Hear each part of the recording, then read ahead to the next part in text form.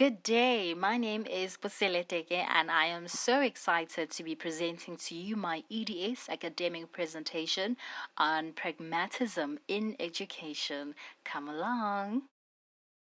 So, before we break down the real meaning of pragmatism, it's only right that we look at the origination of the philosophical movement.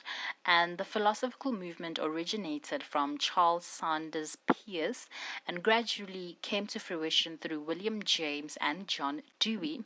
So, we would say that these are the fathers of pragmatism because they founded this paradigm. A quick fact check about pragmatism. They believe that the truth has a way of changing. They are not stringent on their opinions as they are willing to change and adjust their minds to new information. They are receptive to new information, seeing that they are quite result driven. If they try something out and it does not work out, they will try something new. They love experimenting, and I guess that's the positive side about this paradigm. So, according to this philosophical movement, the best way, the optimal way for students to absorb information is through experience. Yes, it is mostly focused on keeping this practical because it yields results. So, the four principles include utility, experience, integration, and interest.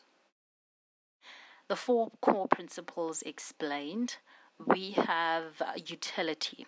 So, all the knowledge and lessons that are shared or imparted to the learners, it's very important that the learners will be able to apply. So, they should be very useful to them, they should be actionable, they should be applicable. And the reason being is because if the information is not useful, then it is unlikely to keep them engaged because abstract and theoretical based ideas do not interest them as they cannot apply them in real life. And then we have interest.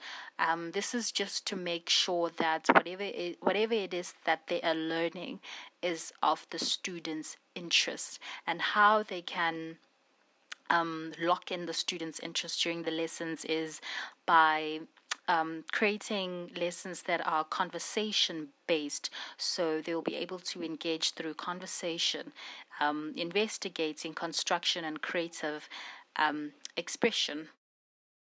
Then the last one is the principle of integration. The teacher will connect all the curriculum content together by conveying how different concepts are from one another and also encouraging a comprehensive and integrated understanding of all the topics they are learning about. So, how do we apply pragmatism in education?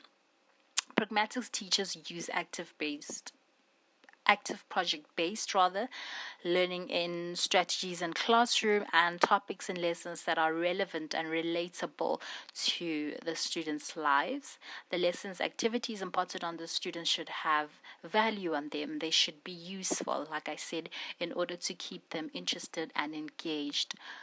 Pragmatics classroom comprise of project-based learning, experimentation, and experiential learning. So an example would be, say, for instance, the learners are about to undertake an activity or experiment. A pragmatist teacher won't require of the students to find the true answer, inverted commas true. Instead, she will implore them to experiment and go investigate and revert to her with a comprehensive explanation of the outcome. So they will then go on to look of what they have understood of the investigation, and then they will identify outcomes and findings that are most useful to them during the experiment. So, all in all, the significance of pragmatism in education is that it creates room for exploration, and children love exploration, knowing and engaging through social interaction. I hope you have learned something from my presentation. Thank you very much, and that will be all.